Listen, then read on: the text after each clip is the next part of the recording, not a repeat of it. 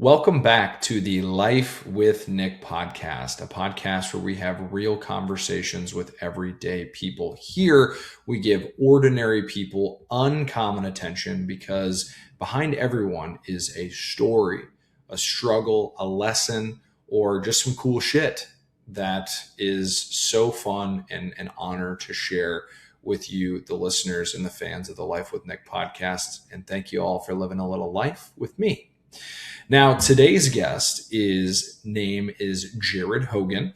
He is the first reoccurring guest on the Life with Nick podcast. And as I think about our conversation, what really comes to mind is a quote, and it's the thumbnail quote as well. And that is, "The man who loves to walk will always walk further than the man who has a destination."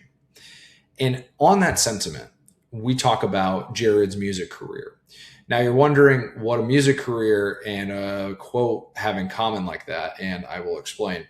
So throughout the course of Jarrod's career, he has done a lot of different things in music, whether it's learning to play an instrument, whether it's joining a band, whether it's playing with a band or playing solo, playing big gigs, playing small gigs, all of these things. And yet the common theme in all of this is that throughout the years, in almost 2 decades of his music career, he's continued to find clarity on what he wants to do, to the point now where he's beginning to write his own music and perform that for people. So that whole concept to me is highly fascinating in the sense that when we find a passion, when we find something that we love, whether been doing it regularly or if we're just getting back into things, it's the path, folks. It is walking the path of the things that we love to do and creating that clarity on how we want to spend our time and live our life. So without further ado, let's get to the show. Welcome back to the Life with Nick podcast. I'm your host, Nick Kleitch, and today is a very special podcast because the gentleman that has joining me, is actually my first guest reappearing on the show, and that is Mr. Jarrod Hogan. And Jarrod, thank you so much for coming on, man. It's great to see you again. Yeah, man. Excited to be back. Great to see you too. Yeah, absolutely. Now, this conversation is going to be drastically different from our first podcast, which is super fun. But one thing that I will just lead in with, Jarrod, is getting to know you over the past couple of months, and it'll probably be close to a year here before we know it. You've just shown a lot of different areas of life that you have wanted to dive into and kind of figure out, what you want to do, how you want to continue to grow and stretch yourself. And music has always been this background or this cornerstone for you. And as you've told me more about this, I'm just very excited to get into all of that today. So today is all about the musical side to you, and boy, we got a lot of good questions. So if you're ready to dive in, I'd love to dive in with you, man. Let's dive in. Beautiful. So this might be just a one-on-one question, right? But it's always good to get the ball rolling, and that is, how did you get started in music? It may be like the foundational question to your point, but I always love it because the path into this world is always so unique and very different. I think as we spoke last time about my leadership stuff, we talked a little bit about my military background, which doesn't bear any weight necessarily to my music or relate. But, I remember back when I was joining the military and understanding the reasoning behind why a soldier decides to enlist and serve his country or her country. And, I feel like the pathway into music is similar, where it's like everybody has a different reason. I've heard of people that are like, I learned guitar or I went through music classes or whatever, just because I enjoy playing the instrument and I never want to leave my living room with it. Some people religious, or whatever. I played at church and that kind of stuff. And, it always baffled me, the people that didn't got into it with no intention of ever really sharing it with others. And that's fine. That's not to say there's anything wrong with that. But for me, it's hard for me to relate to that, because that was like the primary motivator, was like, I want to play something for people, because music, touched me and impacted me listening to it. And throughout different moments of my life, even as young as I was, I just thought, why would you not, share that with other people? And, that's okay. If you internalize it, make it more about yourself, that's totally fine. But what got me started was really my father. He played guitar, and I say played because he doesn't play much anymore. He's still with us. But he had like this old Gibson Les Paul style guitar. I think it was an Epiphone, but so it wasn't like a true Les Paul. But he had this Les Paul style guitar and this old PV amp that weighed like 1,000 pounds, and he had it stacked on top of another amp, which he was just using as a speaker cabinet or whatever. So it was this very just kind of like, looking back on it now, but at the time I just thought like, man, this is the coolest thing ever. Like my dad's a rock star, and he must play in bands and stuff. And I'm 5 or 6 years old, but I remember very distinctly, it didn't matter what I was doing. If I was watching cartoons or if I was playing, back then my Nintendo, duck hunt with a little gun or whatever, no matter what I was doing in the house, my dad would just randomly, he wouldn't announce it. He wouldn't make it a big deal, but he would just randomly disappear into his bedroom and crank up the guitar and start playing. And as soon as I heard that sound, everything stopped. I'm like, whatever I was doing, I stopped, and I immediately, ran into the bedroom and just sat and watched and listened. And I was just obsessed from a very early age with this instrument and the sounds that it could make. And so that's what really got me interested and started into music. And then I learned that his dad, so my grandfather, led a band, and he played guitar and he sang. So my dad never got into the singing side of it, but my grandfather led his own band and actually was on TV a couple of times, which I think is still a prominent thing today. But like back then, it was an even more, like if you got on TV, you were somebody, And I forget if it was a news show or some kind of talk show or something, but my grandpa's band was featured on it. And so they played live on TV. And my dad told stories about that, of how cool it was to see his dad on TV. Oh man. Yeah.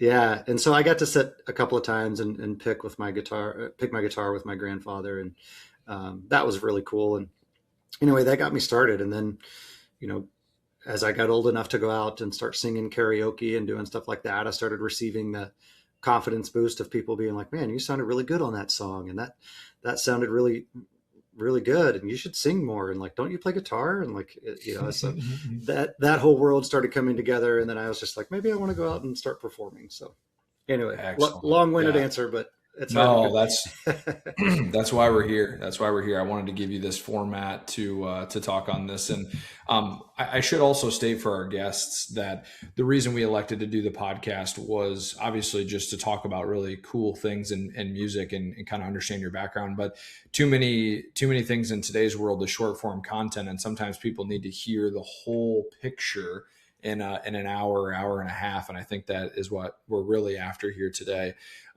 Before I ask my next question, was your grandfather the lead singer, or was he just a performing member of the band? He was the lead. He led the band. He was the lead. He played rhythm guitar. So he played an acoustic guitar, and then he sang. So yeah, he was the lead singer. Perfect. I was just curious. Not that any other answer would have been totally fine, but it's kind of interesting. So sounds like the Hogan male family gene is embedded a little bit, which is great. So when you're just getting started, right, you hear your father play, this is obviously calling to you. Were there certain elements of music, either instrument playing or genres or what have you, that kind of came to you easiest? And then also what was maybe something that you wanted to do that you maybe always struggled with? My iteration of this is, I'm a sports guy, always tried to get into the musical instruments, but Buddy had good intentions, but Buddy could never figure it out. I got it. Yeah. For me, I think that the patience that it takes to learn an instrument was something that was difficult for me. So I did make an attempt when I was I feel like I was 10 or 11 years old.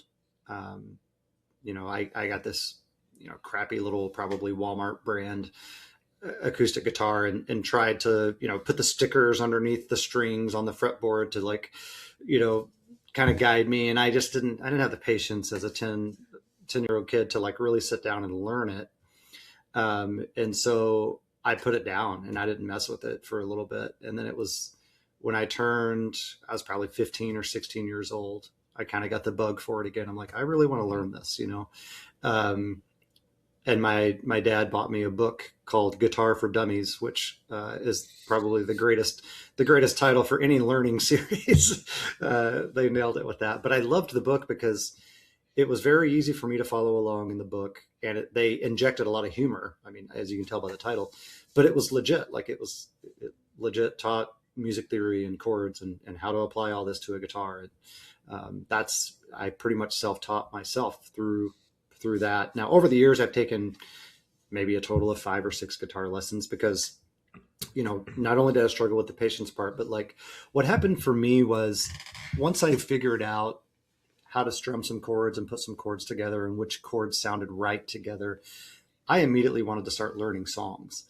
And so I started learning songs, and then I had always aspired to be like a lead guitar player, which is the guys, you know, Slash from Guns N' Roses or Angus Young from AC/DC, Jimi Hendrix, like the guys that are playing the melodies and the lead solos and that type of stuff. That's what I really wanted to do. And to this day, I've learned a few solos and a few lead licks, but once I figured out the rhythm guitar part and singing over top of that, I just immediately was like, well, if I've got enough now, I can go get in front of people and do this. And so I did. Okay. And I've kind of like, I've kind of stayed there. And I still, to this day, I'm like, I need to learn some more lead guitar, and I want to be a lead guitar player, you know, but I've just kind of, you know, always leaned into that, the acoustic side of it and the singing didn't come super naturally to me either. That took a long time. There was a lot of like, I did take some vocal lessons, and that gave me a good foundation for stuff like breath control, pronunciation of certain letters or certain words, and the way you shape your mouth and do that type of stuff. And then the biggest takeaway, and I stick to it this day religiously, is the vocal warm up before going out to perform. I used to never warm up my voice before I would go perform, and then I would go sing for 3 hours, and the next day I couldn't talk. And I thought, well, if I want to do this for any length of time, I need to figure out how to make it sustainable. Right. And through the vocal lessons, my coach, you know, taught me a lot about that. And it's kind of a funny joke because sometimes my, you know, fiance, or most often my fiance, will ride with me to my shows.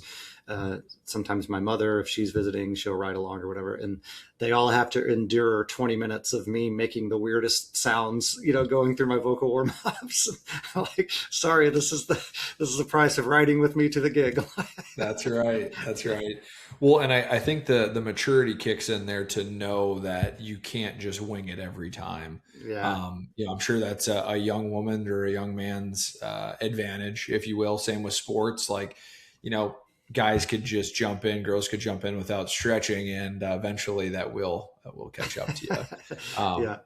So I do want to I want to come back to that actually, Jarrod, in terms of the process of the warm up, because I think that'd be a good little, you know, piece for someone that might be listening to this that hadn't heard of that as a concept. Before we do that, though, let's talk a little bit about just your timeline here. So is this like high school, college to early 20s, or like, could you just slightly break down when you're finding some of these confidence pieces, when you're finding your switching desire from wanting to be Slash to actually singing in front of crowds, all that good stuff, I think is fun to talk about. Yeah, I'll try to keep it in a good chronological format here. So, you know, 16, 17 years old, I'm learning famous introductions to songs, and I'm not learning the full song. I'm learning how to play the opening riff to Sweet Child of Mine, and you know, that thunderstruck iconic riff, and you know, the kind of stuff that you can impress people at parties with, you know. And so I'm learning that stuff, but I'm not learning full songs. And you know, again, the patience thing became a factor. So I'm 16, 17 years old. I learned some cool little, you know, riffs and stuff like that. And then I put the guitar down again for a while and probably didn't touch it for another year.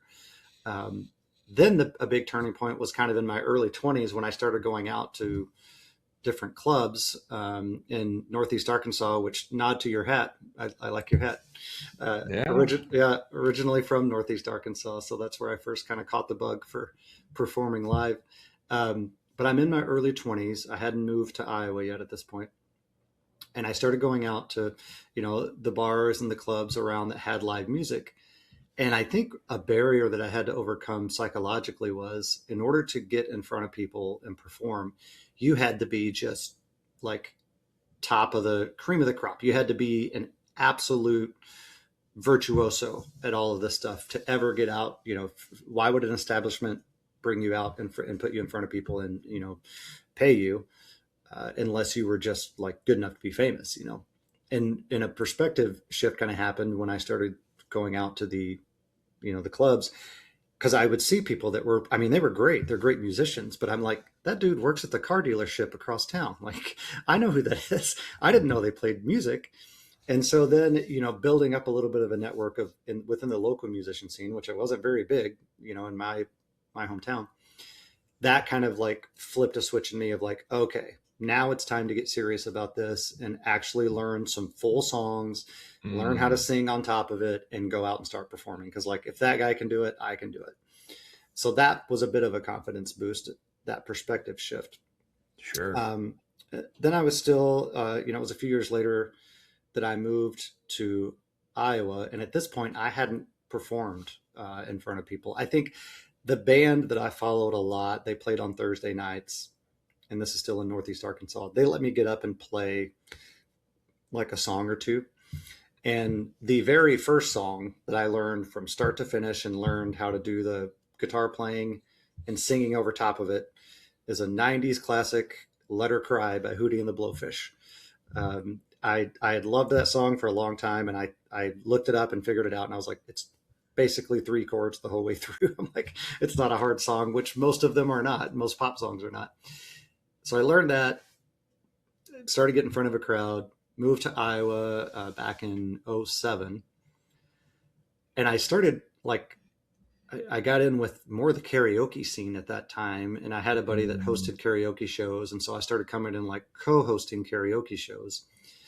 And again, building a bit of a network with local musicians, understanding the possibilities that existed. And then I started saying, well, hey, some of these venues that we're doing karaoke at, I wonder if they would do like a live acoustic show. Let me come and play for like an hour or something. Sure. And so that opened the door there. And then the very first gig I ever played, I feel like it was probably 2008, 2009, somewhere around there, was at a bar that no longer exists. It was called Solon Station. It's in Solon, Iowa. And we had hosted karaoke there several times, and I convinced the guy to let me come and do for the whole night. It was just an acoustic show. I was like, let me play for 2 hours or something. He's like, all right. So I went on Saturday night, packed house, set up all my gear. And then I remember like telling the guy behind the bar, like, hey, go ahead and turn the overhead music off. I'm going to start. He's like, all right.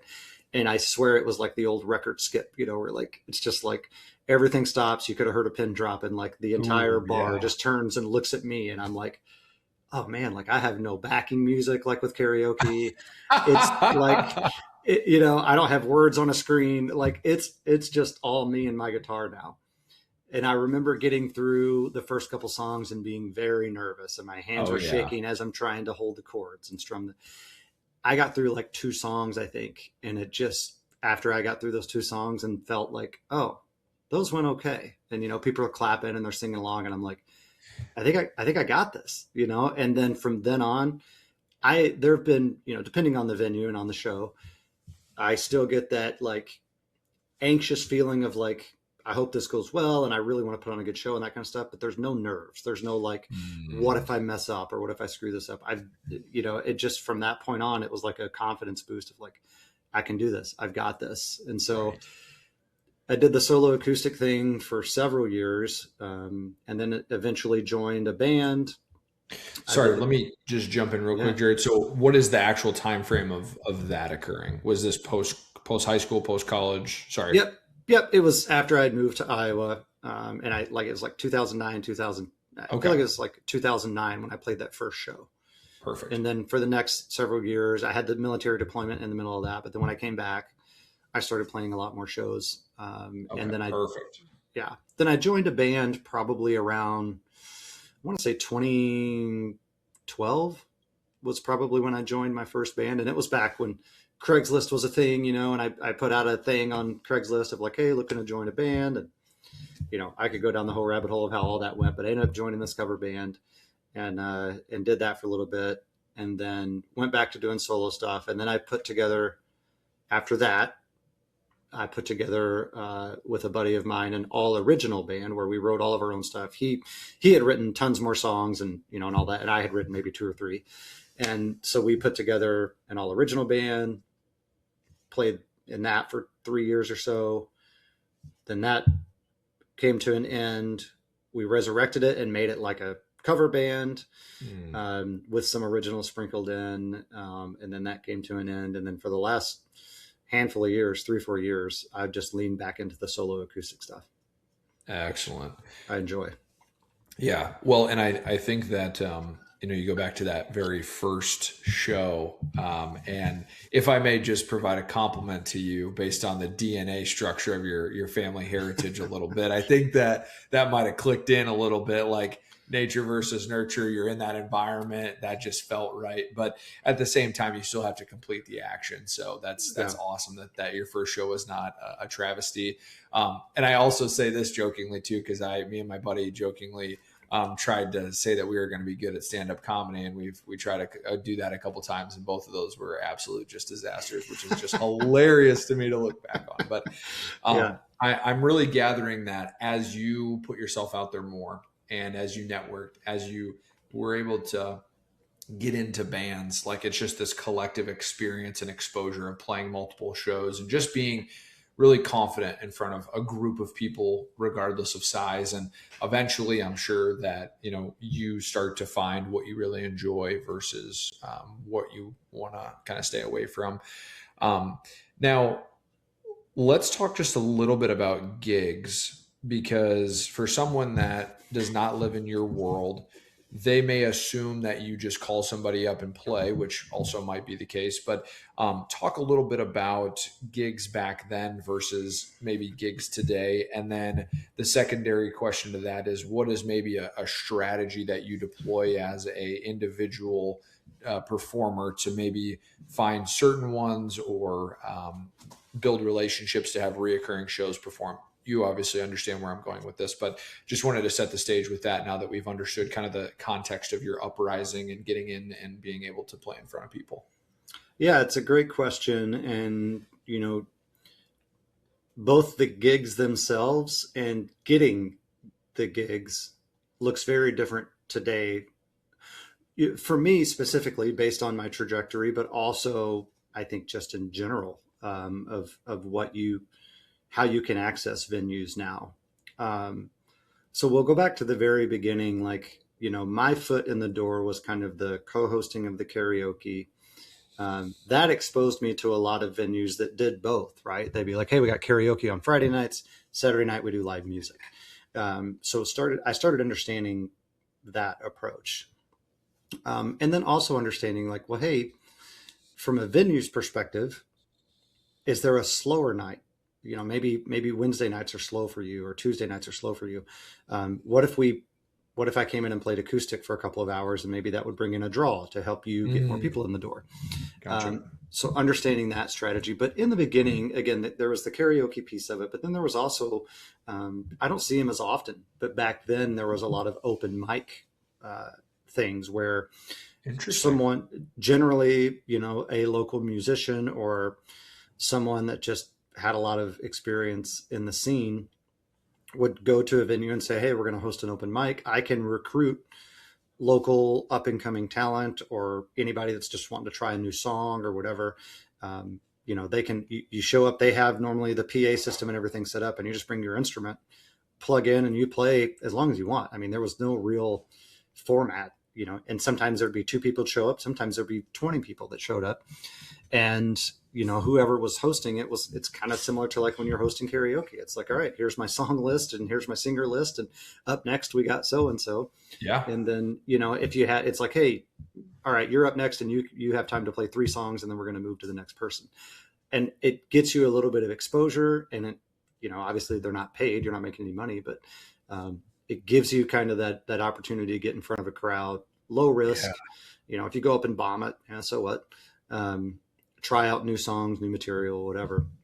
So I did that for a little bit too before I ever really played any real gigs.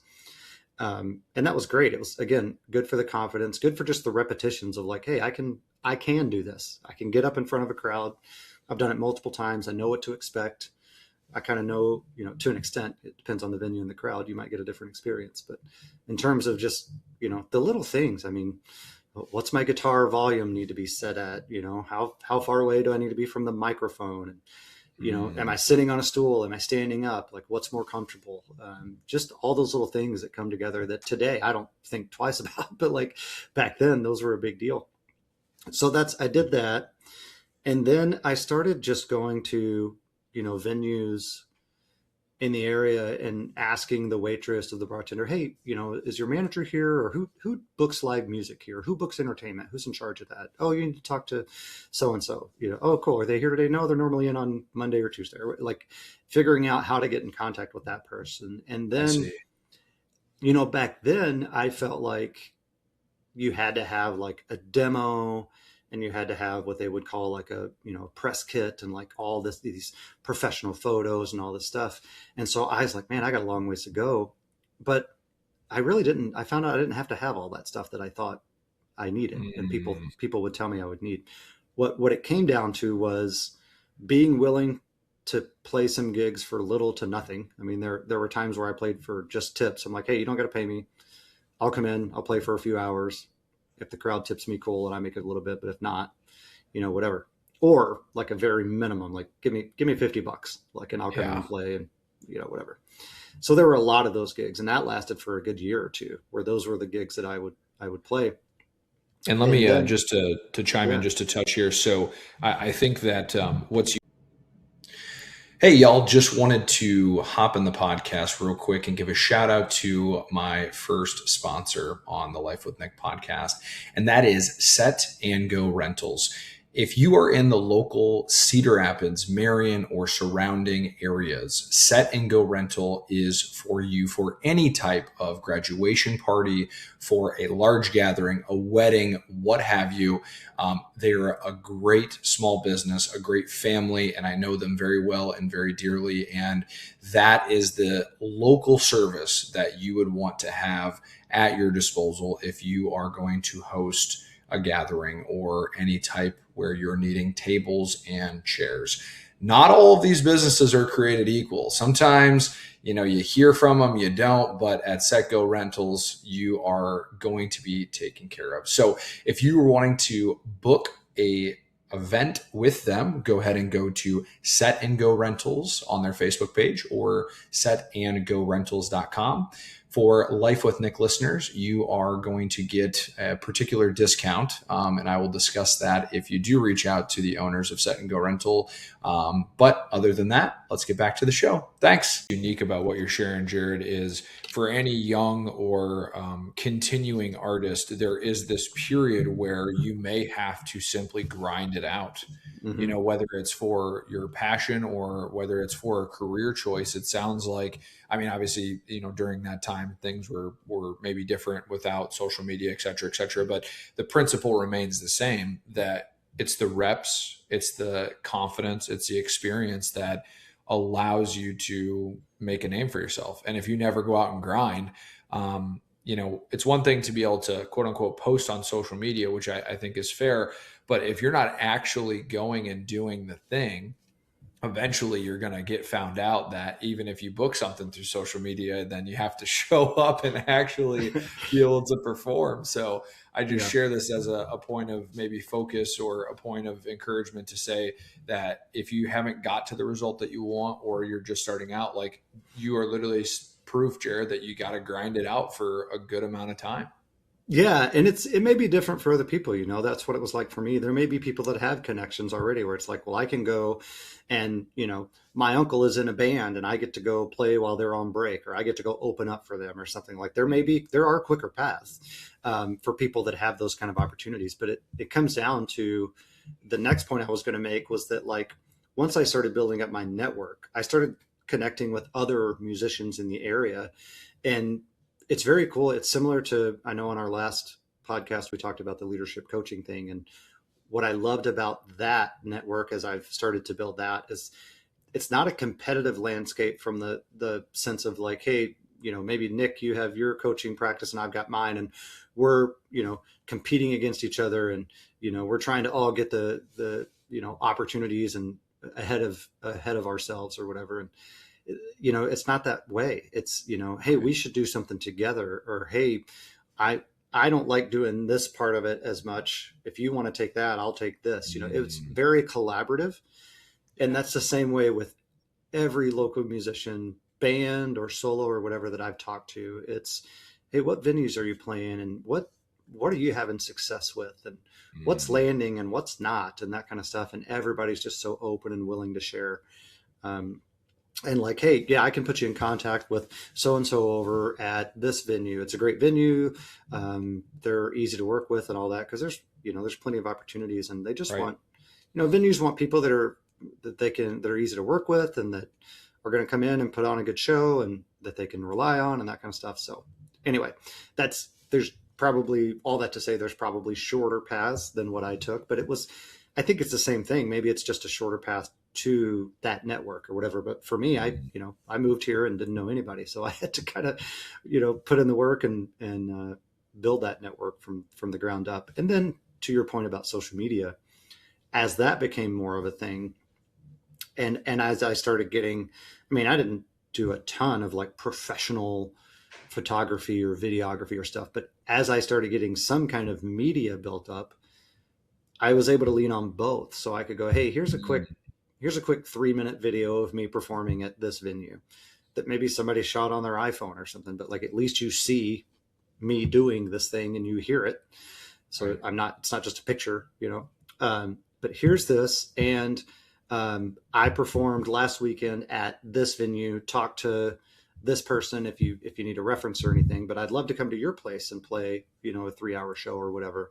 And I found great success with that. Like, that's awesome. An overwhelming positive response. Not every place that I reached out to responded, but overwhelmingly they're like, yeah, sure, come in. And I will say too, being a solo person, just one individual that they have to worry about paying and making room for, was a much lower barrier to entry than, hey, we've got a 5-piece band, then you've got to charge more to cover everybody. We've got to have a bigger space. So it just, it opened up a lot of doors going that approach. Gotcha. And again, I think that I'm curious about that as a host of a podcast, but also for someone listening that wonders how you begin to grow yourself and actually build a valuable network. I think that's a great piece of advice and a great piece of value. One last little piece with this is, do you have a strategy now that you use, or is it the same thing that you've been doing, just looks different with social media? So in terms of just booking gigs in general? Correct. Like, I didn't know if you had I'm kind of positioning this question as like like if I were to have started my career, and I'm wondering if there's actually a formula, or if it's just simply connecting with people, if you will. Yeah, I think there's still value in both. I think there's a heavier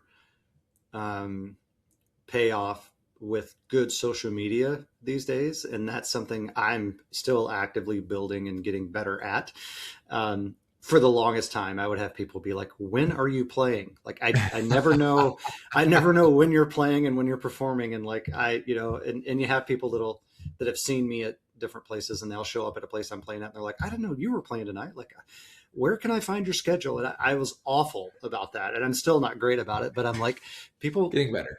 Yeah. I like people want to know where I'm playing, so I should do something. One of the biggest pieces I've done, and this isn't necessarily for booking gigs, but it's for, communicating where I'm playing and keeping up with me. I started a newsletter, and someone suggested that to me years ago. It's not like that's any kind of new concept, but it's like, it's valuable because it's valuable for the audience because it's like, hey, I get it right in my email inbox. I don't have to go searching on Facebook or any other social media platform and hope I see it or whatever. Like, I get an email right in my inbox. So it's great for them. It's great for me as the artist because I'm engaging with people that have, like, they're my proven audience. They're like, we are interested in you because we signed up for your newsletter. So like, Yeah, otherwise, yeah, and so letting the right people know where you're performing. I mean, that's a direct to consumer type of marketing that's very valuable today. So that's one thing I've done differently. The other thing I've done is I resisted TikTok forever. I was just like, no, I'm not going to do it. I finally leaned into it, and I'm slowly building that presence and getting new followers that way. My Facebook page has been around for quite a while, and I've done better there than anywhere. sure.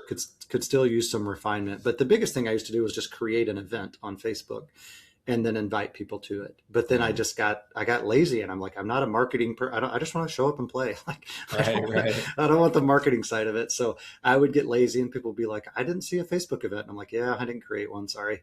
So, Task, task. yeah, exactly. And so that, but the network side of it is still better because now I've been around long enough. I'm a known enough quantity in the area. And I've also, I would say today, I'm more intentional about my gig schedule, between family and full-time career and everything else, trying to strike that balance. I decided to go, let me step back a little bit and not gig 4 times in a weekend and that kind of Right. stuff. But for the last several years, I've built up enough of a network and repeat, business, if you will, where venues will reach out to me and say, hey, what's your availability? When are you available? So Yeah. that has switched, and it's such a great problem. Seems like a weird, it's not, it's just a great position to be in where, I have multiple venues contacting me to say, what's your schedule like? When can we book you? As opposed to me having to put in the effort to reach out to them, which I still do. I'm not saying that goes away completely. Right. And especially if it's a new venue, let's say I'm trying to, scope out to a new place, I fall right back to that same formula of like, here's me performing, here's where I've played, here's my social media pages. If you think it's a good fit, let's book something. Yeah. Okay. Thank you for touching on that because there again is this balance between, are you just trying to build a social media following, or are you actually leveraging social media as a tool to be able to create more legitimate raving fans? And that would be, that's a great conversation for everyone because there are people out there, as I've kind of grown up and am a millennial, that like their sole focus is just to literally have a lot of followers, and that's absolutely their prerogative. Yeah. But also, I think there's a difference between a lot of followers versus, who's actually going to come to see said show. So now I do want to, we have a lot of good just talking points here. I'm going to shift us slightly into something that I'm personally most fascinated about. And that is kind of a combination of things. But as you are obviously growing up, understanding your strengths, understanding what you like and don't like, then you're playing in a band, then you're playing solo. Music is so broad, Jarrod. How do you begin to find your particular lane? And I share this question because I think there's a lot of people within the industry that have either done this well, or maybe this is something that's hindering them because they're trying to be maybe too many things or not do the right thing for where they want to personally grow their career in music. Yeah, it's a great question, and it's a process, and it requires a lot of that self-awareness, self-reflection, a lot of those traits that you find in leadership and that kind of stuff that we've talked about before, and trusting yourself, and kind of finding your own identity of like, this is what's true for me, and I'm not trying to convince anyone else that it should be true for them. It's true for me, and if you're cool with that, if you're in with it, cool, then you should be a part of the network and part of the audience. But like, if not, that's cool too. Like, it's all good. And so, for me, I never really tried to pander to any kind of audience or thought, like, in fact, there's been plenty of times where people are like, hey, you should learn this one song, I Right. think you'd have a great voice for this, or like whatever, and they may be right. But if it's a song where I'm like, I hate that song. I'm like, I'm sorry, I'm not going to take the time and effort and energy that it requires to memorize a song, to learn that one and go perform it, because I just don't want to. Um, Yeah. and it doesn't resonate with me, right? So finding my lane, I mean, there's a lot to that. There's, Right. when I first started out, I just, I picked songs that I enjoyed, songs that I enjoyed listening to and I thought would be interesting to perform. And there are songs that, as you start to learn them, you're like, oh, well, this is way easier than I thought it was going to be when I listened to it. Like, I'll play this every gig, no problem. And then there are songs where it's like, oh, that's going to take me some time, and like I've got to learn a new technique, or I've got to learn a new thing. And Mm, there are songs that lend themselves easily to strumming and singing along. And then there are songs that are like, if you're playing the rhythm correctly and playing the parts correctly, they're very hard to sing along with while you're doing all that. It requires a lot more coordination. So therefore effort and practice. So by the time you've put in all the chops, at least for me, by the times I've put in all the effort to learn the song, you almost get to the point where you're like sick of it. You're like, I don't want to hear this song anymore because I've I've ran through it 8,000 times. So it really takes a song that you like, and gosh, yeah. finding that, is one part of it. Like playing the music that resonates with you and making it, it sounds selfish, but it's really not. It's like, this is what's true to me. And I'm not going to be able to go out there and fake it through a song that I hate. Sure. That's going to come across in my performance, and that's not going to land with the audience the way that I want it to. Now, when I first started out playing solo acoustic and realizing that I could hold an audience with just myself and my guitar, which, by the way, you ask, we'll probably get into this more later, but like the artists that have influenced me, one of the very earliest ones was Bruce Springsteen. And it was because of Mhm. that, his ability to just sit with a guitar and his vocals and sometimes a harmonica, but like just that, and just capture that emotion, and that with just that, like that raw, I was just like, man, that's powerful. And that resonated with me. And I ventured around a little bit. I did my solo acoustic stuff, and then I joined bands and Right. did the band thing. And a few lessons learned, from being in the band is, it's a lot of personalities and preferences to manage. Getting a group of people on the same page with what songs are we going to play and how are we going to play them, and is Mm, everybody going to learn their parts correctly, and schedules, syncing up. So all the logistics and the load in and the load out from the gigs and all that, it's just a lot more. It's much more simplified, and I think that's what resonates with me. And really, where I ended up landing in my lane was just keep it simple, mm, and that comes down to the equipment, that comes down to the process, the experience, keeping it simple. And there are some people, that'll come up to me after gigs and just really be like, I don't know how you do it. Like, it's incredible that just you and your guitar in front of, whatever, however big the room is or however big the crowd is, like that you're comfortable just being up there and being, and capable of engaging. Cause I'll do that between songs. I'll, sure. tell stories, or, kind of invite the audience to answer a question or something like that. And I love that about it. But my lane really became, and this became even more clear for me recently. Um, I did, for several years, I've done the kind of the bar gigs and the later, the 7 to 10 or the 8 to 11, which to me at my age is later, later gigs. But I've done that for so long now. And last year in particular, I grinded it pretty hard. I played a lot of shows last year. And I mean, for me, from my perspective. And so this year I intentionally slowed down. And one of the first gigs I played was like a coffee house nights, where it was just kind of a small, intimate listening room type of environment, where it wasn't like a restaurant or a bar where there happens to be live music. It was, we're all here because this person is performing, and that's why we're here, and we're here to listen to that. And there wasn't a lot of chatter at the tables and stuff. It was just, Mm, if you ever, I don't know if you ever watched it, but VH1 Storytellers, when VH1 was like a music channel back in the day, they would do that. And Bruce Springsteen did one. And it was just like this intimate setting where there's, in that setting, there's probably 100 people. It's all quiet, and they're just there listening to Bruce perform and tell his stories. That's exactly what this listening room type of gig was for me. It was like an hour and a half long. Interesting. Okay. And I had never done a show like that before. And I was like, this is what I want to do. Mm, And so that became like my true, it's like that singer songwriter, listening room, intimate vibe type of setting. I was like, I more of this, like, this is where I'm headed. How do I make this happen, more frequently? So that was kind of how I found, but it was through a lot of trial and error. right. I played some amazing fun gigs. I played some not so fun why am I here gigs. There's always those, right? Yeah, like oh man, I got 30 more minutes to play, like, god, how do I get through this. Right. And then there's the gigs, like I played a gig this past weekend, where I opened up.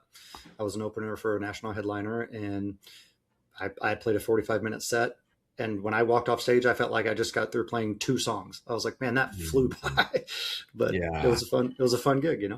Yeah, that's awesome. And I feel as if the receiving of the energy too is one thing in those settings that just kind of keeps you going and keeps you engaged. And you know this because you're a creative producer, but there is this you get this with sports as well, just a genuine flow state where you truly lose track of Mm. time and you're so present in the moment that it's truly beautiful. And I should have mentioned this earlier in the podcast, but I think I definitely want to fit it in here. There is something very interesting and intimate about music in general.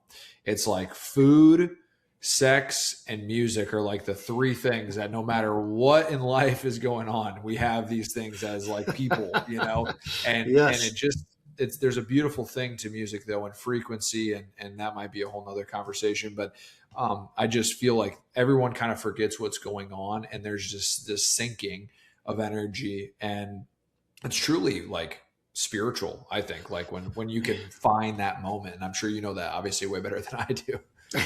Well, it takes me back to, it wasn't, I wasn't there in person, unfortunately. I would have loved to have been, but I watched, I think when I watched it, it was a DVD. I know those aren't things anymore, but I think I watched, I think it was called A Day in the Life. And it was like a Matchbox 20 documentary. Matchbox 20 is one of my favorite bands from the 90s, Love Rob Thomas, and that whole, I will play 3 a.m. at every gig ever. Like it's always on the set list. But they, in their day in the life, it showed like them coming out. They came out and did their opening song or whatever, and the crowd goes nuts. And then Rob Thomas is just like, hey, he's like, we're alone inside these walls for the next 2.5 hours, whatever it was. He's like, there's a lot of shit going on outside these walls, for all of us, and it's individual to all of you. It's universal for all of us too. Like there are just so many things going on outside of this wall. He's like, let's forget all that shit for 2.5 hours. Let's just leave it out there. Leave your cell phones in your pockets. Turn everything off except for what's going on right here, and let's just exist in this moment for the next 2.5 hours. And it was, Wow. I'm like, that is just amazing. That's the magical thing of music, is like, and being able to, I mean, for me, it's that while I'm on stage for me, but knowing that that's what's happening to the people out in the audience, that energy is what you talk. That's what's so like, that's what resonates with me with music so much, is to be able to provide that atmosphere for others. Yeah, man, very well said. I don't know if I have much to add to that, but it's the truth, and it's a beautiful thing. And I feel like that is what truly music has over a lot of things, is this Yeah. ability to help us all connect and forget or storytell. I mean, obviously there's a billion different things that we could talk about there. But thank you for so much for just talking about like finding your lane in music, because I think that's got to be some. I mean, God blessed me with the ability to communicate and speak, but He did not bless me with how using those same vocal cords to be able to sing. So I always have just an absolute mad respect for anyone that has that natural ability, or that hard earned ability too. But to just kind of find your way through your career on what you want to do. And how long have you been playing, Jarrod? For you to be playing all many of those years to now just finding what you really want to do. it's there if you continue to put the work in, which, I mean, you're probably even more optimistic now that you found these new gigs that you want to try or that Yeah, you for want sure. to. And it takes some trial and error. Like I said, I'm one of these people that I'm like, I'm willing to try it. Sure, I'll do it. And then you learn from it. You go like, well, that sucked. I'm not doing that again. Like I wouldn't have known unless I tried it.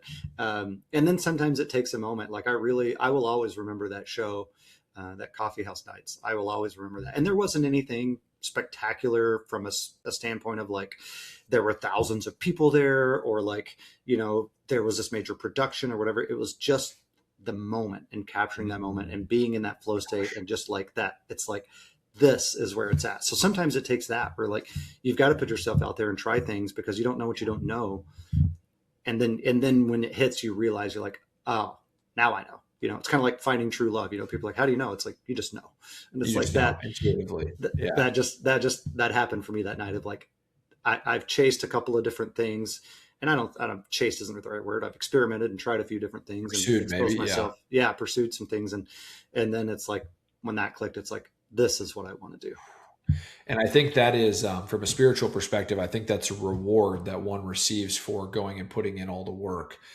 Because, I was talking to my mom's boyfriend about this. He's also a singer and performer.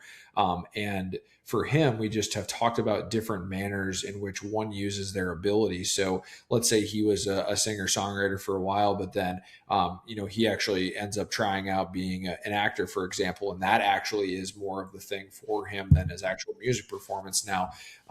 Or like for podcasting, because I talk about Joe Rogan a lot as a source of my personal inspiration. And, I think personally that his comedy is actually quite average. It's not for me, but that lane of him doing comedy is also what helped him be one of the greatest podcasters of all time. So that's just a really good culmination of like, it is so worth the trial and error and going through the crappy as much as the positive, because when you find the thing, it's just, that's when it all comes together truly. Exactly. One other thing I do want to talk about that, well, I shouldn't say that. I always find myself in these podcasts saying one more thing, and then after that, I say the next thing and the next thing. The next thing I want to talk about is something that I find very, very, very cool, is the difference between playing a cover song and individual creative production. And I wanted to really hit on this because I think creative production is just an unbelievable process. I've never written a song, but when there are songs that you hear, whether it's in rock and roll, country, or rap, or R&B, whatever, that just call to you, and the lyrics are so profound, you're like, how the hell did they come up with that? Whether it was them or other people, blah blah blah blah blah. But as you have experienced, Jarrod, if you could just talk a little bit about your own personal like experience with writing songs, as well as what are the advantages of filtering in your own music, creating your own music versus playing covers, because there is a band back home here too. I'm not sure if they create any of their own music. They really do play a lot of covers, and I think that it's great, but I do also wonder, like, a genuine artist probably does have to create their own stuff at some point. But anyways, I'm not the actual artist. Obviously, I'll turn it over to someone that has far more experience to answer that question. Yeah, and that's a great question, and a distinction, and it truly is two very different things. Like you've talked on comedy, so one comedian that I think of that said something similar to this was Mitch Hedberg, and he talked about, he's like, they always want comedians to do other things related to comedy, but that aren't comedy. And he's like, they want you to, like, hey, you're a comedian, so can you act? And it's like, no, can you write a script? Can you, whatever? And it's like, no, man, I just want to do comedy. And he's like, it's almost like, hey, you're a great cook. Can you farm? Right. It's like, no, I don't. And so it comes down to that. I think, like, the process of learning music and learning cover material. I mean, it is a skill. Not everybody can do that, Sure. And so, like, that's a thing. And there's an advantage to, I mean, that's your entry point usually, right? I mean, most people don't just start out writing their own stuff. They learn from other people. And so there's that advantage of, like, having that intro and having that exposure to, like, oh, here's how this song is structured versus how this song is structured. And here are well-written lyrics versus not so well-written lyrics. And you just get that exposure and that skill set of of learning how a song is structured by studying other people's music. I mean, that's a pretty natural thing.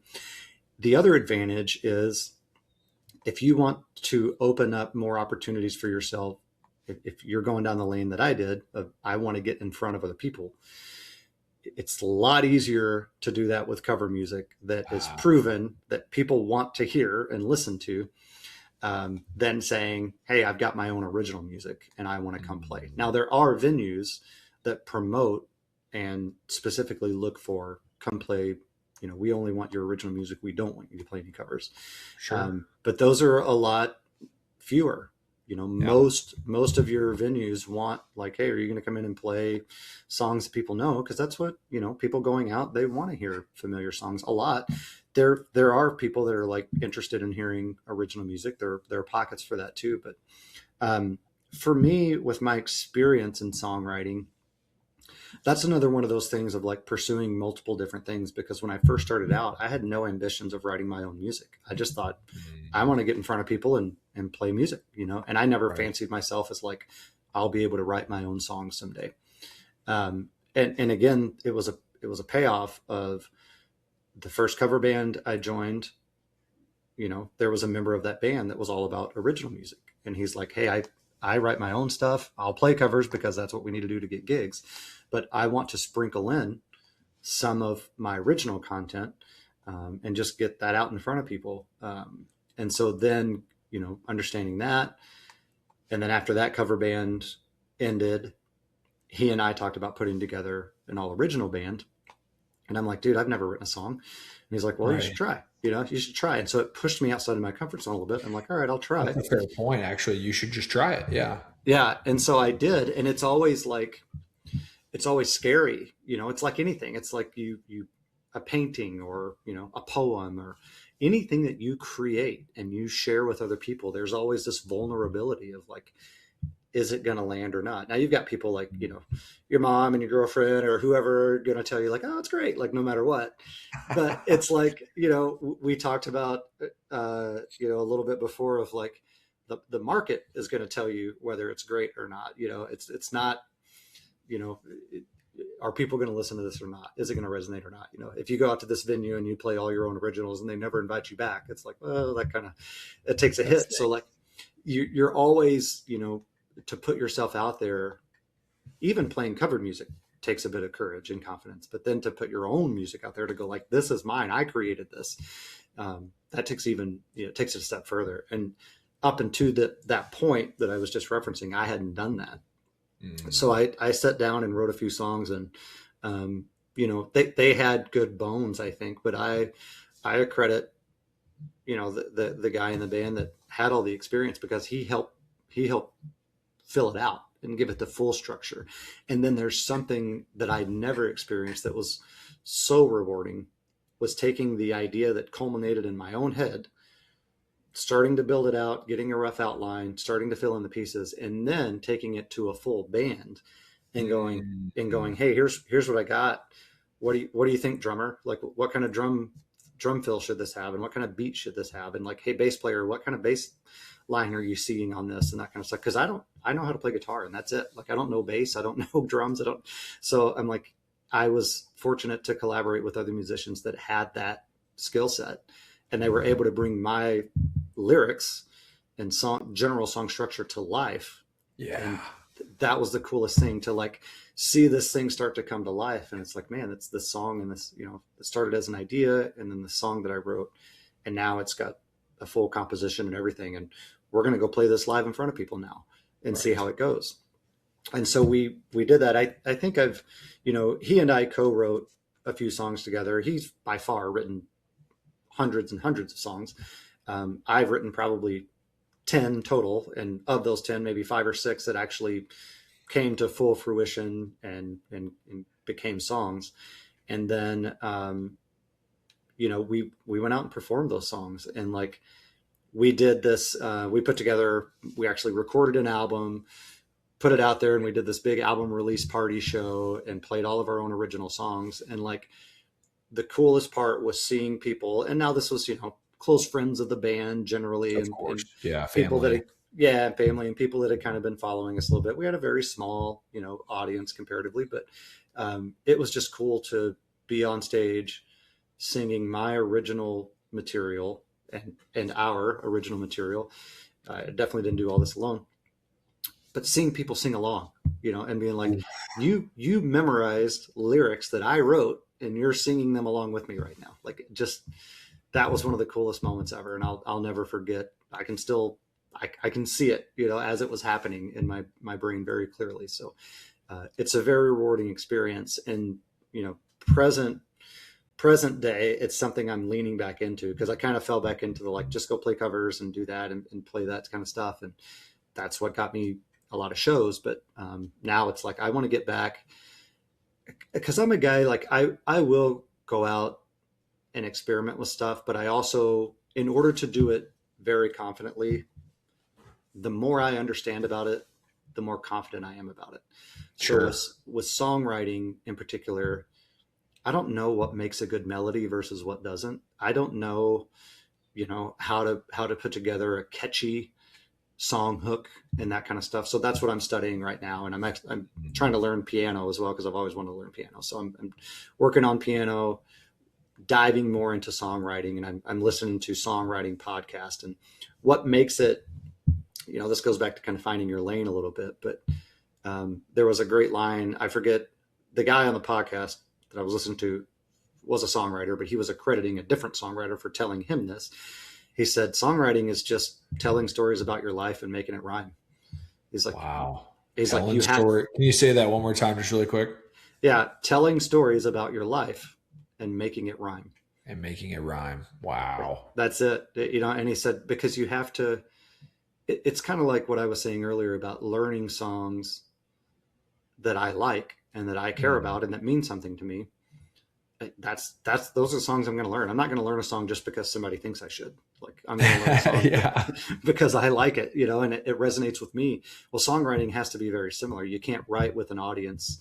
I mean, you can. I heard Jason Isbell say, you know, if you're writing a song, write with a specific audience member in mind. Like, if you're not writing about yourself, write about, or if you are writing about yourself, write it with the intention of, like, this very specific audience member is listening to this song or whatever. But Mm. that's, if you're writing, I think that's more if you're writing, creating characters and that kind of stuff. But if you're writing songs about yourself and about your life, it's, just keep it true to yourself and tell your story through song. And that's it. I think that's one thing that's made me hesitate, is like, that takes another level of vulnerability. Ah, And how do I put that, what do I want to say? What do I have to say about my life? right. And then how do I do it in a structured way that's going to resonate and connect with an audience, and Yeah. again, that second piece, you've got to worry a little less about. You just got to tell your truth, and either it'll land or it won't. Right. Yeah, that man. Thanks again for cracking into that, because that was a bigger hit that I wanted to get into. But I also feel, and this comes from the book Psycho Cybernetics, and basically there's a chapter in there that talks about how the creative mechanism within our subconscious essentially is a guiding force to our goals. Now, this is not going to be a monologue on all that, but the thing I find so fascinating about it is our ability to capture our own thoughts, our own perspectives, and our own just like generating our own, side of things, to being able to take that little baby seed and then to grow it all the way into, like you said, to be able to play that in front of people. I mean, that to me is, this might sound a little bit dramatic, but like the essence of life in some ways. Like you're literally drawing out on your own type of iteration of what you think the world is, and then someone else comes along and they go, "Yeah, that's." Because one thing I have found with just elevating my skill set of communication and working hard on that is, like, sometimes people will come up and be like, "You know what? That's what I feel, but I don't know how to say it." Mm. And I feel like the same is true with songwriting, where it's like, that's actually how I feel. And he just had the ability to put it into words. Well, 100%. And I heard somebody say, I think it was as a either bio or like a promotion for Jason Isbell, who's one of the most influential musicians in my life, incredible musician, and I've been fortunate to see him live several times. But they said Jason Isbell is one of those artists where you feel like you know him and like he knows you, and Which it's is like crazy. it is nuts, but it's 100% accurate. It's like that's when it's like you're singing a song that's telling a story about your life, but it also sounds like my life. And that's where that connection is met, and you can't just create that out of nothing. And that's why Right. I'm really trying to make a point here on this. Now, as you continue to evolve and as you continue to push yourself, and it sounds like you're starting to introduce yourself to more new skill sets and potential abilities, do you feel that you're going to want to go down that path again of writing more of your own music and or kind of generating more of these seeds, so to speak? Absolutely. And not only, experimenting more with my own songwriting and telling my own story, like that's absolutely the next chapter in my music career is diving more into that. I'm grateful for the exposure that I've had to it up to this point, but I don't think up to this point I was ready for it. I didn't Mm, understand it well enough to jump into it. And now I'm like, now I'm ready. I need that's to learn fair. Yeah. I need to learn a little more about it, but now I'm ready to do it and to go down that path.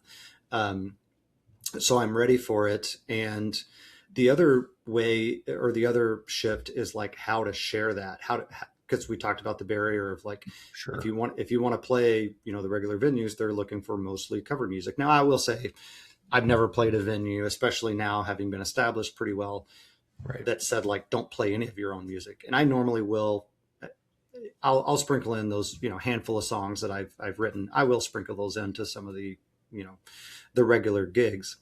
But my shift is now because I want to recreate that listening room vibe, right? When I'm like, that's my lane, I want to recreate that. Well, that's not going to happen in a busy, noisy bar or a restaurant. How do I get to like that listening room environment again? So now, I've reached out to some of my network and I'm going to have to reach out to new people. This is where I'm going to have to go back to that. Like, how do I break the wall into this next space? But doing, ticketed shows where it's like, hey, it's people are coming specifically to see the show and to see me. And it's like, what venue serves that well? And, you've got to get more intentional about it. What does that look like? So now I'm contacting these places where some of them that I've performed free shows at before, meaning free for the audience, where like the audience didn't have to pay a ticket to come. They just came and I was there. To where now it's like, how do I convince an audience that they should pay, you know, an X amount of dollars? And that goes back to building that newsletter part where it's like, Ah, these people have already proven they're interested in following me. And now I've also got some merchandise where I've got some custom T-shirts that have my branding and that type of stuff. And it's like, the more I can get the audience bought in and along on this ride with me, the more likely it is that like, yeah, well, sure, I'll pay a little bit of money for a ticket to go see him play. And so right. then once I can prove that model of, hey, I can sell tickets, and the first couple shows, maybe it's 25, 50, 75 people, whatever, maybe it's small, but that's the new path I'm carving of like, okay, then I go to Gotcha. a theater type of place, or a actual listening room type of place, and those venues exist and they're local, and go, hey, I've proven over here that I can sell tickets, so like, let me come to your venue and sell tickets and play a show here and make it again about people coming to see the music. And I think that this is again the point I'm going to bring up here is somewhat. It's both related and unrelated, but it's the path. It's the path of you began this at 16 or before, and every single year or whenever you've been engaging with it, you've just gotten potentially closer and closer to the clarity that you have now. And I think that's what's so important about walking the path is like, Mm-hmm. don't just do it for a year and develop your opinion. Like you have to really continue to come back and continue to take risks and continue to do that. And then your reward and clarity now is because of all of these years. And I have no doubt, I mean, with your ability, I mean, I've seen you present information. I've never seen you perform. Maybe we'll have to. Um, and you're very good on stage to be able to just speak. So I can only imagine when you start to release and build some new songs, as well as playing some of the ones that you love, and just taking that loyal fan to the next level, where it's like, hey, this is where I really want to go. And if you've been with me all this time and it's not for you, I get it. But like, this is where I want to challenge myself to grow.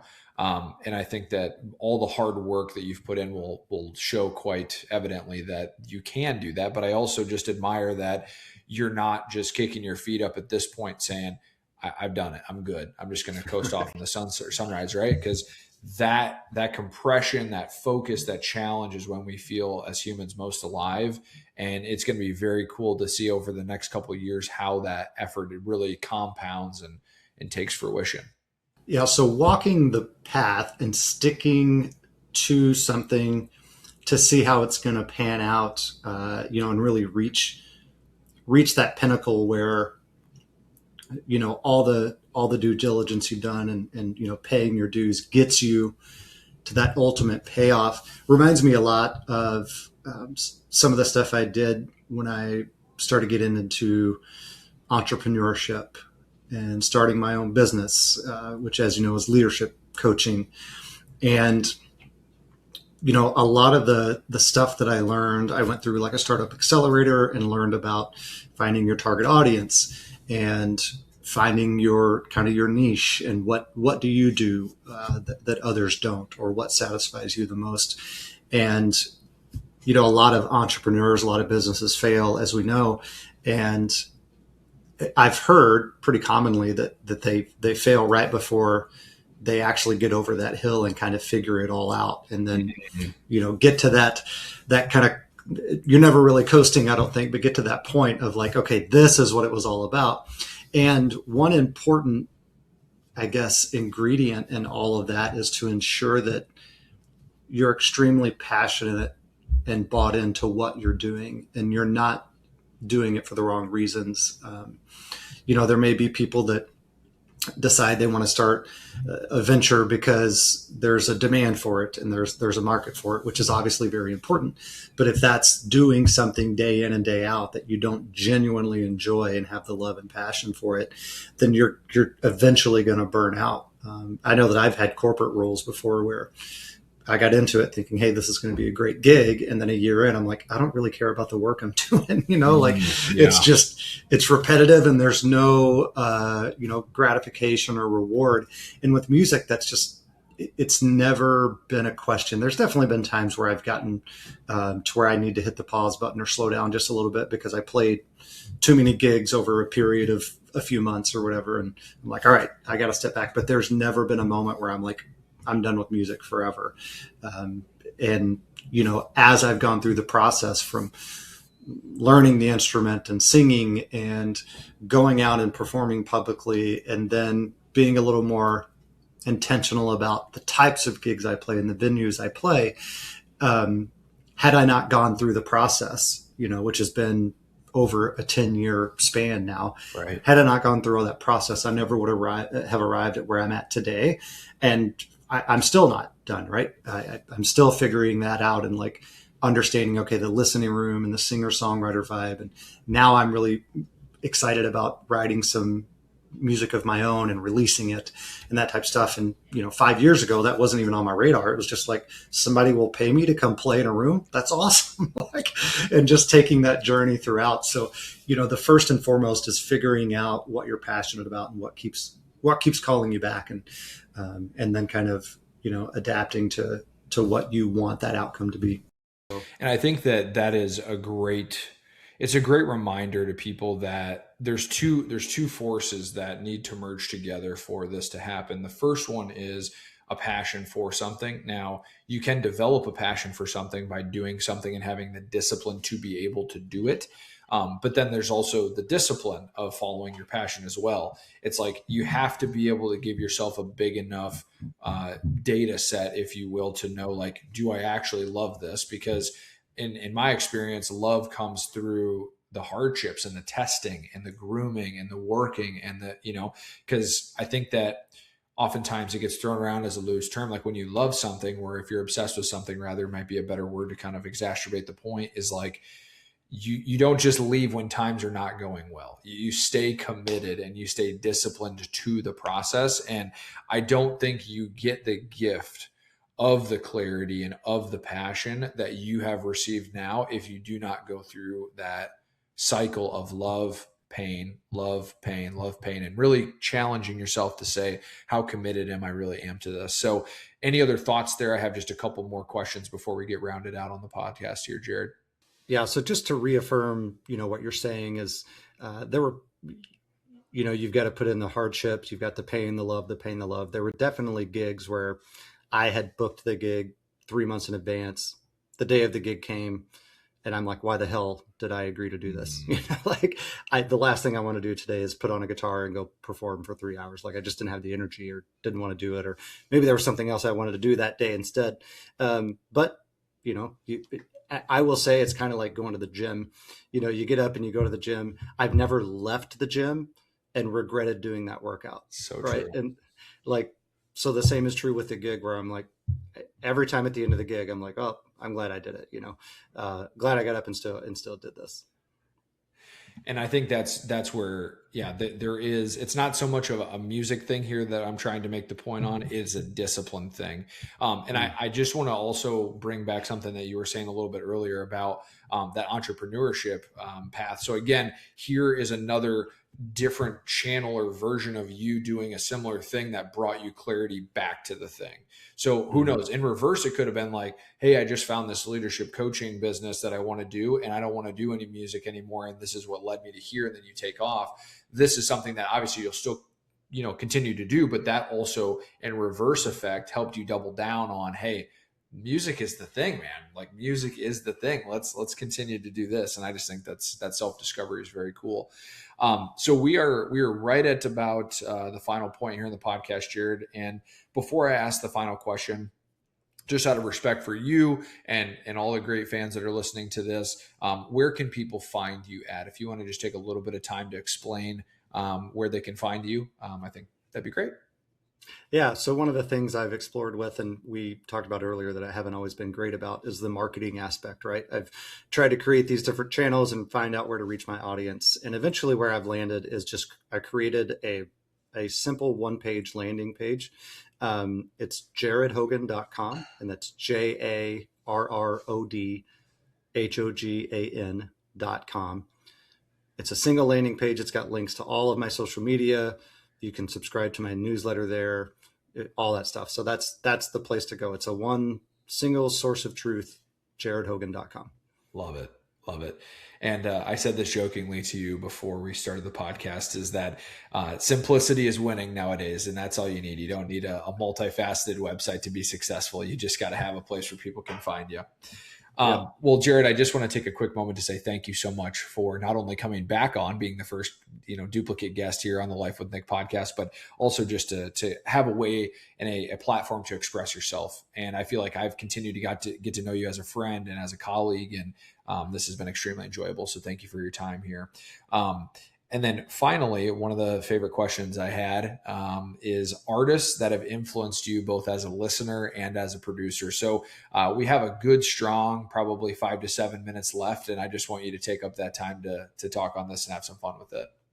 Yeah, absolutely. So I've, as a kid growing up, I remember in my mom's car, it was always 90s country, right? That's my mom just, we're talking Martina McBride, Brooks and Dunn, Garth Brooks, Toby Keith, all those 90s legends. That's what was always playing in mom's car. And then in my dad's truck, it was always the classic rock, the Tom Petty, yes, Bruce Springsteen, 38 Special, Leonard Skinner, all that stuff. So, my style of music is very representative of both of those genres. I cover a lot of Garth Brooks and, those 90s legends. And what I love about that is it does resonate with my target audience, because I play a lot of songs that people are like, man, I haven't heard that song in years. And but they still remember every word, right? They're like, yes, crazy. I love this. I haven't heard it in forever. So I kind of dabble in that Americana type of genre where it's John Mellencamp and Tom Petty and those artists, and then I'll go get into the '90s country a little bit. And there are some current artists. I really love Zach Bryan a lot. He's one of those that I feel like he was a breath of fresh air in the music industry, where it's like, this is actual good songwriting. It's not all about it's not all about partying and drinking beer and my girl in tight jeans, which became every song for a while. But that's the type of music that resonates most with me, is the music that has, some meaning, some emotion, and some thought behind it. And so Zach Bryan is one of the more recent artists. Big Eric Church fan. Me too. I'm glad you said that, because I mean, we could go into a whole podcast about Eric Church's music, but some of his old songs, some of his newer songs, like, you can just tell that it's just a banger, man. It's just so beautifully orchestrated, so beautifully written. Yeah, I completely agree. So he's one. The whole bro country movement is kind of what I call it. From pretty much 2010 to 2020 was just, a lot of it was just repetitive, and it seemed like it was kind of pandering to an audience, and a lot of that didn't resonate with me. But the other, I would say, arguably the most influential, is Jason Isbell, who I've mentioned a few times on the podcast today. But he really is an incredible songwriter, not to mention just virtuoso guitar player. He's got the rhythm guitar, he's got the lead guitar, he's got it all. Like, he can watching that guy play guitar is just so impressive. But and learning more about him as a person, he grew up in Alabama, and I'm from the South, being from Arkansas, and so he's got a song, I think it's called Alabama Clay. And it just talks about growing up in the South, and a lot of the stereotypical stuff, a lot of the judgment, a lot of the advice that had no true foundation to it, or logic to it. A lot of those things that resonated with me as I was growing up, and things I questioned, where I'm like, really, is this really the way to go about things?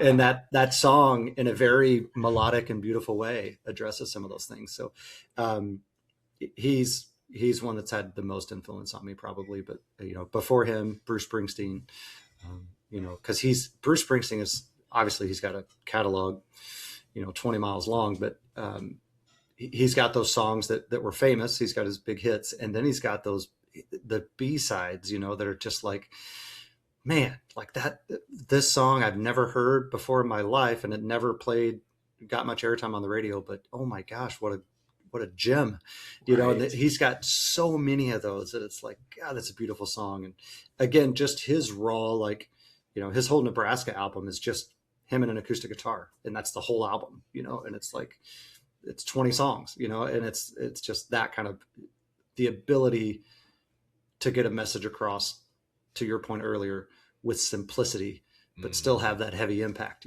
It's just, So Bruce Springsteen, Jason Isbell. I love Tom Petty, another great artist that had influence on me, but those are my top ones for sure. Now, one more quick question here.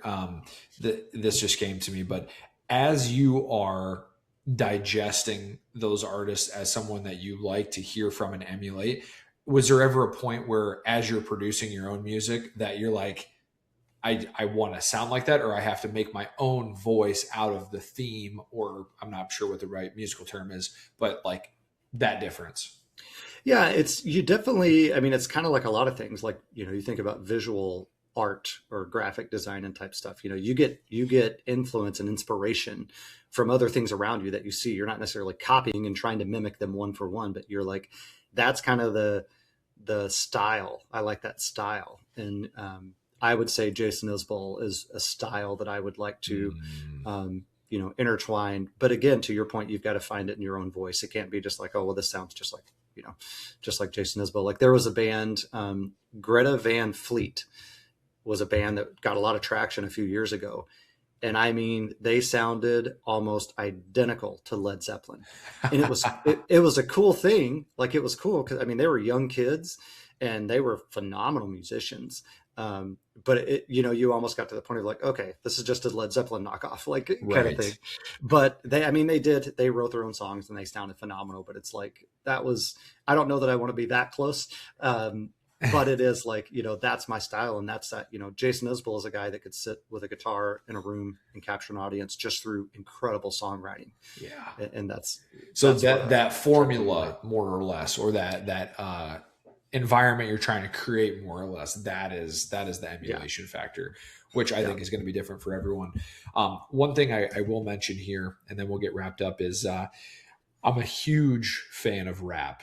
And when I say rap, I refer to late 90s, early 2000s. And Mm. then there are some artists today too that I really love. But to your exact point earlier, there there became this unfortunate push for, and I shouldn't say came to this point because it's social media. I just should get that out there. Like, social media is what led to this, but you can tell in the effort, the passion, and the execution of the artist, specifically in rap, just because I know that completely changed to be, what can we get the most clicks on? What can we get the Hmm. most attention to? And when you hear certain artists and a level of sophistication, and I just like using rap as that example, it's just like, man, because Eminem is arguably the greatest rapper of all time. And the reason that is he had 3 decades of absolute just grinding of his craft. And you can't just go and be an artist or a musician or a rapper in 2 years and have the same level of just Right. unbelievable skill set than what these people do. So I do respect when someone is able to go out and go on their own, for one, but just really try to honor the process of creating that talent for them. Because yeah, there's a couple rappers today that I really love that are younger, that their lyrical flow is unbelievable. Um, Yep. but anyways, Jarrod, again, thank you for coming on the Life with Nick podcast. We're going to round it out here. And to the folks that were listening in, I hope you learned something today. I hope you appreciated hearing from Jarrod. And Jarrod, again, great to just hear kind of this side of you, man. Yeah, I appreciate it, man. It's been a pleasure. And like I said, when you messaged me, I'm like, we probably need 10 hours. So if we want to do round two at some point and hit on other things, I mean, anytime I talk about music and how it's impacted my life, I feel like I'm scratching the surface. Like, there's Oh, so yeah. much to it, so much to Well, we at least covered the initial scratch there. Now we'll have to wait it. until we get to episode 3, 4, and 5. But thank you Yeah. again, man. And to the fans, until next time. Hey, folks, thank you so much for tuning into the Life with Nick podcast. I hope this episode inspired you, entertained you, or was a good thing to listen to while you were mowing the lawn. I don't know what gets you off these days, but I do appreciate anyone that is spending time on the podcast and living a little life with me. Feel free to subscribe to my YouTube channel. There's going to be some updates coming along with that, but all of the subscriptions, all of the sharing, all the things help me grow and maintain the podcast and bring that energy and that juice and that joy to you, the fans. So until next time, thanks.